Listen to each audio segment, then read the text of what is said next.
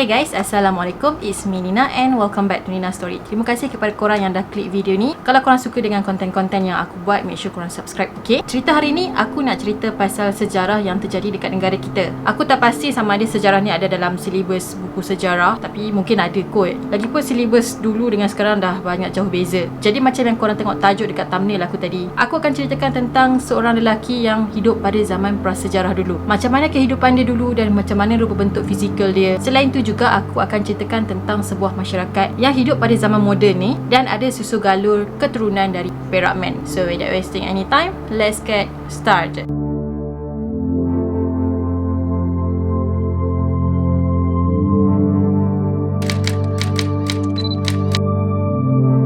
Dalam dunia sains, dipercayai rupa paras orang zaman prasejarah dulu adalah sama sebiji macam orang zaman moden. Contohnya dari segi bentuk badan dan juga saiz otak. Biasanya yang meneroka ataupun yang mengkaji kehidupan orang-orang zaman prasejarah dulu dikenali sebagai ahli arkeologi. So melalui kajian arkeologi ni lah, kita boleh tahu tentang bahasa diorang dan macam mana cara pemakanan diorang. Sebenarnya belajar sejarah ni best tau, cuma yang tak bestnya tu belajar kat sekolah. Okay, just kidding.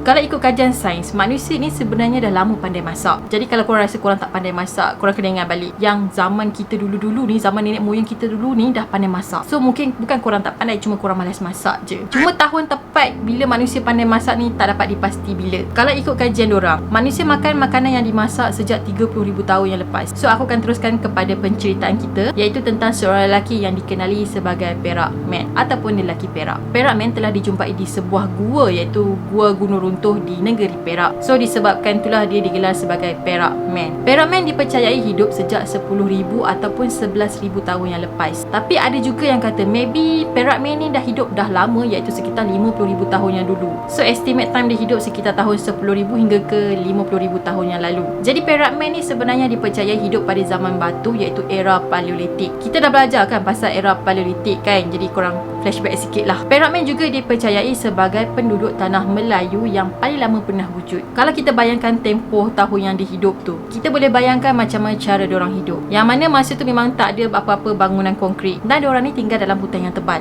Dah tentulah cara hidup diorang ni memang tersangatlah kuno. Perak Man telah dijumpai sekitar tahun 1991. Masa ahli arkeologi jumpa dia dikebumikan dalam keadaan yang mencangkung. So diorang kata rupa dia duduk tu sama sebiji macam bayi. Dari pandangan ahli arkeologi, Perak Man meninggal bukan disebabkan oleh kemalangan. Maksud aku dia meninggal tu bukan disebabkan dia kena hempap dengan batu dalam gua ke apa, tak. Dia memang dikebumikan dekat situ dulu. Sekeliling kubur dia dijumpai ada sisa makanan macam daging dan beberapa jenis haiwan yang lain. Maybe untuk dipersembahkan kepada dewa-dewi diorang mengikut kepercayaan diorang dulu-dulu ni. Kalau korang ingat, dalam buku sejarah kita pernah terangkan tentang sebuah kepercayaan animisma. Orang zaman kuno dulu diorang memang mempercayai animisma. Kepercayaan animisma ni yang mana diorang percaya pokok, batu, sungai dan alam sekitar ni mempunyai semangat yang tertentu. Jadi aku yakin zaman Perak Man hidup ni memang diorang amalkan kepercayaan animisma. Selain diletakkan makanan, terdapat juga beberapa cengkerang kecil dalam kubur Perak Man. So masa dia dikebumikan, diorang tabur cengkerang, lepas tu diorang tabur dengan makanan, lepas tu cengkerang, barulah diorang tanam dia dengan tanah. Bukan tu je, ada juga beberapa alatan batu yang lain di sekeliling kubur Perak Man. Jadi berdasarkan apa yang dijumpai, dipercayai Perak Man ni bukanlah orang biasa-biasa, bukan datang dari kelompok masyarakat yang biasa-biasa. Maksudnya Perak Man ni adalah someone yang sangat digeruni dan dihormati dalam masyarakat dia. Dia mungkin seorang dukun atau orang yang mempunyai ilmu dalam kelangsungan hidup dalam masyarakat dia. Contohnya dia ni macam ada ilmu dalam memburu ke, ilmu dalam kemasyarakatan ke, atau apa-apalah yang berkaitan dengan kehidupan orang zaman Paleolitik masa tu. Perak Man dipercayai meninggal pada usia 45 tahun. Kalau ikut zaman prasejarah, diorang yang mati umur 45 tahun ni dah sangat tua dah. Dah macam ibarat kalau zaman moden ni dia dah macam warga emas. Sebabnya masa zaman prasejarah dulu diorang tak ada vaksin, lepas tu tak ada ubat-ubat yang canggih yang boleh ubat apa-apa penyakit. So that's why lah umur 45 tahun tu dianggap paling lama diorang ni hidup. Perak Man juga mempunyai kecacatan dari segi genetik, iaitu bahagian kiri dia lagi pendek berbanding yang sebelah kanan, dan dia banyak menggunakan anggota badan dia sebelah kanan menyebabkan dia punya saraf tunjang dia bengkok ke arah kanan. Ketinggian Perak Man pula dikatakan sekitar 154 cm hinggalah 157. Aku pun tak pasti, ada yang aku baca 154 cm, ada pula yang aku baca kata 157. Jadi mungkin ketinggian dia antara dua tu lah. So Perak Man ni macam rendah sikit dari aku. Digambarkan kehidupan Perak Man ni mempunyai kehidupan yang sihat. Dia berjalan secara membungkuk dan mempunyai satu jari yang cacat. Jadi kita akan masuk pula pada bahagian lakaran wajah Perak Man.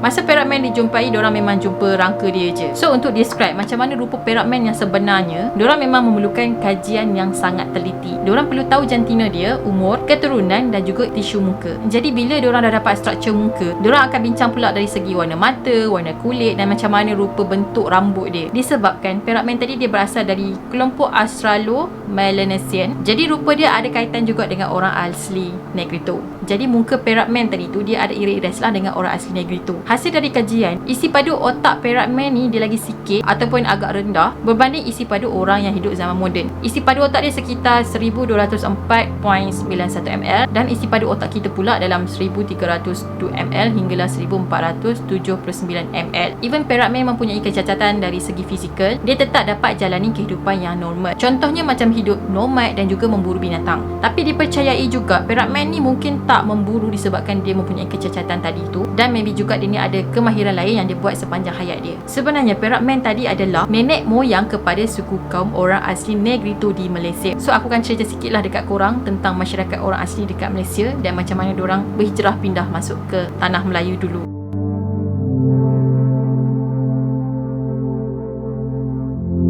Orang asli atau dikenali sebagai orang lama adalah sebuah kumpulan etnik yang dah lama tinggal ataupun menetap dekat Malaysia. Populasi orang asli yang paling ramai adalah dekat negeri Pahang dan juga Perak, dan yang paling sikit ada dekat Penang dan juga Perlis. Diorang ni ada tinggal dekat kawasan pedalaman dan ada juga yang tinggal berdekatan dengan kawasan bandar dan juga Pekan. Tapi ada juga sebahagian daripada diorang ni yang sebanyak 37% yang tinggal dekat kampung pedalaman yang memang susah nak dimasuk ataupun susah orang nak akses. Dekat Malaysia, diorang ni sebenarnya ada 3 kelompok etnik yang besar. Antaranya adalah Senui, orang Melayu asal dan juga Negrito ataupun dikenali sebagai Semang. Jadi 3 kelompok ni adalah induk utamalah sebelum dipecahkan kepada beberapa etnik yang bawah-bawah. Tapi aku akan fokuskan kepada etnik yang besar-besar ni je. Orang asli Senui merupakan grup yang paling terbesar yang ada dekat Malaysia, dan orang asli Semang pula adalah yang paling kecil sekali. Kalau mengikut sejarah, hubungan orang asal dengan masyarakat Melayu dah lama terjalin sejak tahun ke-5 selepas Masihi lagi. Dan masyarakat orang Melayu dengan orang asli ni pernah terjadi sistem barter di antara mereka. Contohnya macam nenek moyang kita ni dia pandai buat kapal ataupun alatan-alatan tajam yang lain macam pisau ke parang ke. Nenek moyang kita akan tukarkan barang-barang yang diorang buat tadi tu dengan hasil hutan yang diperoleh oleh orang asli. Bila zaman dah berubah, orang asli masih lagi mengamalkan budaya dan cara hidup yang sama. Tak macam masyarakat Melayu yang mengubah cara hidup diorang dan juga pegangan agama. Jadi aku akan explain dekat korang secara ringkas tentang 3 etnik orang asli tadi.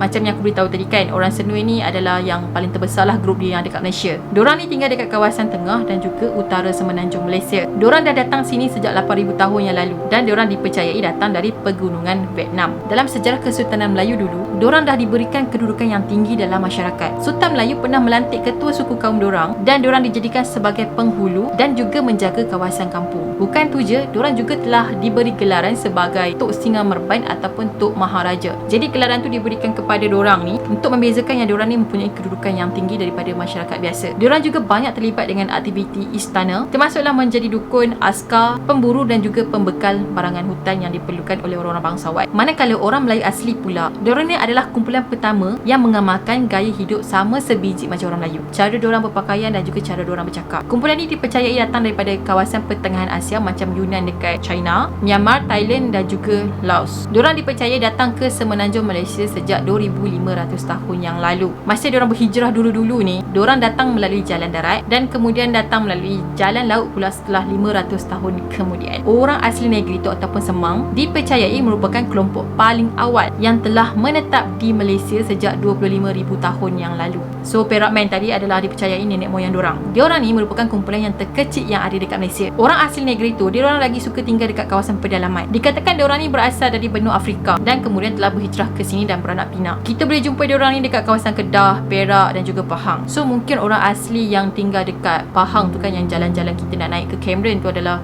orang asli Semang ataupun Negrito ni. Kalau aku salah betulkan ataupun mungkin diorang ni puak lain, korang just komen dekat bawah, okay? Bawah etnik ni sebenarnya masih lagi ada etnik-etnik yang lain, sama macam 2 etnik yang aku sebutkan tadi. Cuma aku tak nak explain lebih mendalam dan aku nak ringkaskan dekat korang je. Majoriti orang asli Negrito ni masih lagi mengamalkan hidup secara berpindah randah ataupun nomad. Diorang akan pindah dari satu kawasan ke kawasan yang lain berpandukan sumber air macam sungai ataupun tasik. Tiba-tiba aku teringat dulu pernah masuk berita tentang orang asli yang pindah dari kampung dia disebabkan nak lari dari COVID. Tapi aku aku tak ingat kat mana. Cumanya masa tu KKM kot, tak silap aku pergi kat kampung tu. Tiba-tiba satu kampung hilang, dah larikan diri ke hutan sebab diorang takut diserang ataupun dijangkiti wabak COVID. Masa tu aku tak terfikir langsung yang orang asli ni akan berpindah randah tau. Nak pula macam zaman moden. Mungkin diorang ni ada penempatan tetap yang diorang memang tak akan pindah. Rupa-rupanya masih lagi ada yang mengamalkan hidup secara normal. So interesting, right? Okay guys, itu sajalah perkongsian aku tentang Perak Man yang dijumpai dekat Perak dan juga susu galur orang asli yang memang ada kaitan rapat dengan orang Perak Man tadi. Bagi aku benda tu sebenarnya memang sangat-sangat menarik untuk aku kongsikan dengan korang. At least kita tahu tentang asal-usul diorang dan asal-usul macam mana diorang ni boleh berhijrah ke sini. Bagi aku sejarah tentang penempatan awal dekat tanah Melayu ataupun Malaysia ni memang sangat menarik tau. Sebabnya dari situlah kita boleh tahu macam mana diorang ni boleh ada dekat tanah Melayu, macam mana diorang ni boleh wujud dekat Malaysia. Diorang ni datang dari mana dan sejak bila diorang dah pindah ataupun diorang berhijrah masuk ke sini. So bagi aku lagi, aku kaji benda tu lagi, aku rasa benda tu sangat-sangat menarik. Dan aku harap perkongsian aku pada hari ini dapat memberikan sedikit ilmu kepada korang. Dan kalau korang suka video aku, jangan lupa untuk subscribe, okay? Like dan juga share. Dan jangan lupa juga untuk follow aku di Instagram. Kita akan jumpa lagi in next video.